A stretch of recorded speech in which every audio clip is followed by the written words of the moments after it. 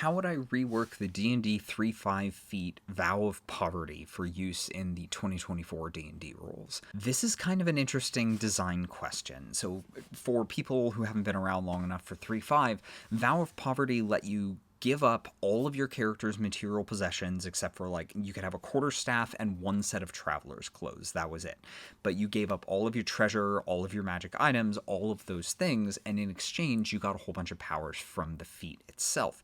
You got statistical improvements that matched, like, the kind of mathematical expectations for magic items, and you got a bunch of bonus feats that you could use for a specific subset of feats called exalted feats. So it could be incredibly powerful if you built around it.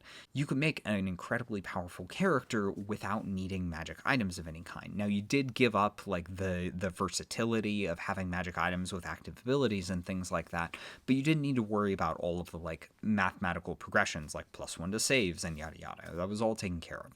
But the feat assumes that the game has a wealth by level progression that actually matters, and in 3rd edition it very much did. Characters were expected to advance their stats at certain levels with certain items. Increases to your armor class, increases to your saves, increases to your attack bonus. All of those things were very much baked into the game. It was a loot treadmill. But we don't have that in 5th edition. We don't have that expected loot progression. Magic items are, nominally at least, purely additive, so anything that a character gets is additive on top of what the game expects you to have. The game never expects you to have so much as a +1 weapon.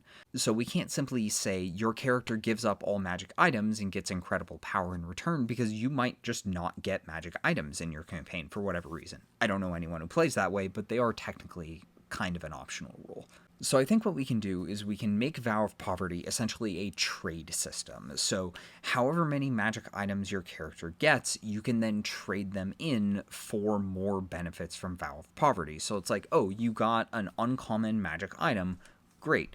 You can donate that to a suitable cause, and in exchange, your Vow of Poverty gives you something. I don't know exactly what that would be. They would probably need to be unique benefits somewhere along the lines of Warlock invocations, so that you'd have, like, a menu of options to pick from, which would suit a variety of playstyles. But this wouldn't be like...